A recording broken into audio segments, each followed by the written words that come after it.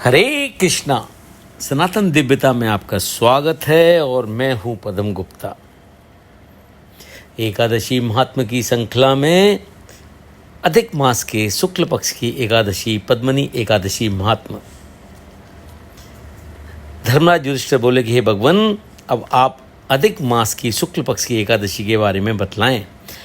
उस एकादशी का नाम क्या है तथा उसके व्रत की विधि क्या है, सो विधि पूर्वक कहिए। श्री कृष्ण बोले कि हे राजन, अधिक मास की एकादशी जो कि अनेक पुण्यों को देने वाली है, उसका नाम पद्मनी है। इस एकादशी के व्रत से मनुष्य विष्णु लोक को जाता है। हे राजन, इस विधि को मैंने सबसे पहले नारद जी से कहा था। यह विधि अनेक पापों को नष्ट करने वाली तथा मुक्ति और भुक्ति प्रदान करने वाली है। आप ध्यानपूर्वक स्मरण कीजिए।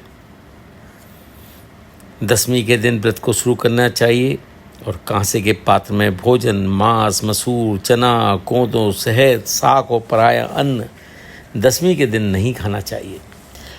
इस दिन हविष्य भोजन करना चाहिए और नमक भी नहीं खाना चाहिए। उस रात्रि को भूमि पर शयन करना चाहिए और ब्रह्मचर्य पूर्वक रहना चाहिए। एकादशी के दिन प्रातः उठकर नित्य क्रिया से निवृत्त होकर धातुन करनी चाहिए और 12 कुल्ला करके पुण्य क्षेत्र में स्नान करने चला जाना चाहिए। उस समय गोबर, मृतिका, तिल, कुश तथा आमल की पूर्ण विधि पूर्वक स्नान करना चाहिए। स्नान करने से प्रथम शरीर में मिट्टी लगाते हुए उसी से प्रार्थना करनी चाहिए। हे मृतिके, तुमको भगवान ने शुक्र रूप में धारण करके निकाला है। ब्रह्मा जी ने तुम्हें दिया है और कश्यप जी ने तुमको मंत्रों से पूजा है, इसलिए तुम मुझे भगवान की पूजा करने के लिए शुद्ध बना दो। समस्त औषधियों से पैदा हुई गौ, पेट में स्थित करने वाली और पृथ्वी को पवित्र करने वाली, तुम मुझे शुद्ध करो। ब्रह्मा के थूक से पैदा होने वाली, तुम मेरे शरीर को छूकर मुझे पवित्र करो। हे शंकर चक्र गदाधारी देवों के देव जगन्नाथ, आप मुझे स्नान के लिए आज्ञा दीजिए। इसके उपरांत वरुण मंत्र को जप कर स्नान करने चाहिए। पवित्र तीर्थों के अभाव में उनका स्मरण करते हुए किसी तालाब में स्नान करना चाहिए।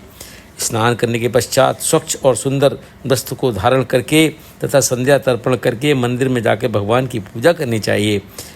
स्वर्ण की राधा सहित कृष्ण भगवान की प्रतिमा और पार्वती सहित महादेव जी की प्रतिमा बना के पूजन करें। धान्य के ऊपर मिट्टी या तांबे का घड़ा रखना चाहिए। उस घड़े को वस्त्र तथा गंध आदि से अलंकृत करके उसके मुंह पर तांबे, चांदी या सोने का पात्र रखना चाहिए। उस पात्र पर भगवान की प्रतिमा रखकर धूप, दीप, नैवेद्य, पुष्प, केसर आदि से उनकी पूजा करनी चाहिए। इसके उपरांत भगवान के सम्मुख नृत्य गान आदि करें। वो दिन पतित तथा रजस्वला स्त्री को स्पर्श नहीं करना चाहिए। उस दिन असत्य बोलना तथा गुरु और ब्राह्मण की निंदा नहीं करनी चाहिए। उस दिन भक्तजनों के साथ भगवान के सामने पुराण की कथा सुननी चाहिए। अधिक मास की शुक्ल पक्ष की पद्मनी एकादशी का व्रत निर्जल करना चाहिए। यदि मनुष्य शक्ति रहती है तो उसे जलपान अल्पाहार से भी व्रत करना चाहिए। रात्रि में जागरण करके नाच और गान करके भगवान का स्मरण करते रहना चाहिए। प्रति पहर मनुष्य को भगवान या महादेव जी की पूजा करनी चाहिए। भगवान को पहले पैर में नारियल, दूसरे में बिल्वफल, तीसरे में सीताफल और चौथे में सुपारी, नारंगी अर्पण करना चाहिए। इससे पहले पहर में अग्नि होम का, दूसरे में वाजपेयी यज्ञ का, तीसरे में अश्वमेध यज्ञ का और चौथे में राजसूर यज्ञ का फल मिलता है। इस फल से अधिक संसार में न यज्ञ है, न विद्या है, न तप है, न दान आदि है। एकादशी का व्रत करने वाले मनुष्य को समस्त तीर्थ तथा और यज्ञों का फल मिल जाता है। इस तरह से सूर्योदय तक जागरण करना चाहिए और स्नान करके ब्राह्मण को भोजन कराना चाहिए। सब पदार्थ भगवान की प्रतिमा सहित ब्राह्मणों को दे देना चाहिए। इस प्रकार जो मनुष्य विधि पूर्वक भगवान की पूजा तथा व्रत करते हैं, उनका जन्म सफल होता है और इस लोक में अनेक सुखों को भोग कर अंत में परमात्मा के पास परम धाम को जाते हैं। हे राजन, मैंने आपको एकादशी के व्रत का पूरा विधान बता दिया है। अब जो पद्मनी एकादशी के भक्ति पूर्वक व्रत कर चुके हैं, उनकी कथा को कहता हूँ। ध्यानपूर्वक श्रवण कीजिए। ये सुंदर कथा पुलस्त जी ने नारद जी से कही थी। एक समय कार्तवीर ने रावण को कारागार में बंद कर दिया। उसे पुलस्त जी ने कार्तवीर को विनय करके छुड़वाया। इस घटना को सुनकर नारद जी ने पुलस्त जी से पूछा कि महाराज, उस मायावी रावण को जिसने समस्त देवताओं सहित देवराज इंद्र को जीत लिया, कार्तवीर ने किस प्रकार जीता, सो आप मुझे समझाइए। इस पर पुलस्त जी बोले, हे नारद, अब आप कार्तवीर की उत्पत्ति सुनो। त्रेता युग में मशमती नाम की नगरी में कार्तवीर नाम का एक राजा राज करता था। उस राजा के 100 स्त्रियाँ थीं, उनमें से किसी के भी राजभार संभालने वाला योग्य पुत्र नहीं था। तब राजा ने आदर पूर्वक पंडितों को बुलवाया और पुत्र प्राप्ति के लिए यज्ञ किए, परंतु सब असफल रहे। जिस प्रकार दुखी मनुष्य को भोग नीरस मालूम पड़ते हैं, उसी प्रकार उसको भी राज पुत्र बिना सुख देने वाला प्रतीत नहीं होता था। अंत में तप के द्वारा ही सिद्धियों को प्राप्त जानकर तपस्या करने के लिए वन को चला गया। उसकी स्त्री हरिश्चंद्र की पुत्री प्रमदा वस्त्र अलंकारों को त्याग कर अपने पति के साथ गंधमादन पर्वत पर चली गई। उस स्थान पर इन लोगों ने 10 सहस्त्र वर्ष तक तपस्या की, परंतु सिद्धि प्राप्त न हो सकी।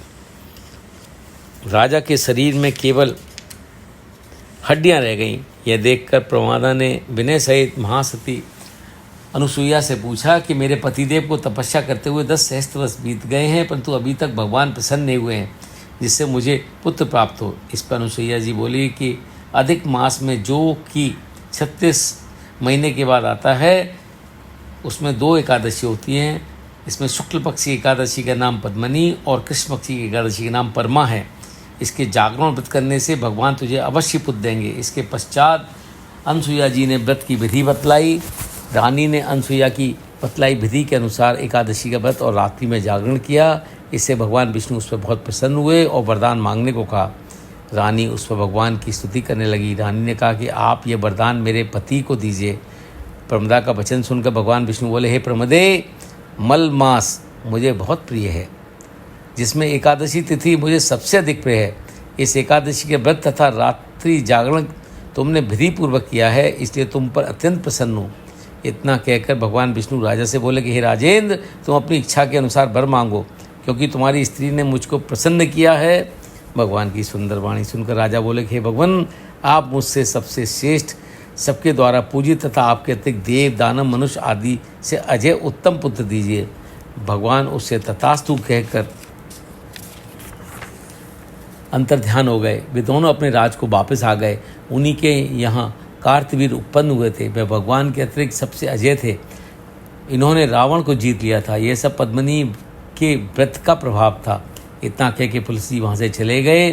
भगवान बोले कि हे धर्मराज, ये मैंने अधिक लौंद मास की शुक्ल पक्षी एकादशी का व्रत कहा है। जो मनुष्य व्रत को करता है वह विष्णु लोक को जाता है। भगवान का वचन सुनकर युधिष्ठिर ने भी अपने कुटुंब सहित इस व्रत को किया। सूत जी बोले कि ब्राह्मणों, जो आपने पूछा था सो मैंने सब कह दिया। अब आप क्या सुनना चाहते हैं? जो मनुष्य इसकी कथा को सुनेंगे वे स्वर्ग लोक को जाएंगे। बोलो विष्णु भगवान की जय। बोलो पद्मिनी एकादशी की जय।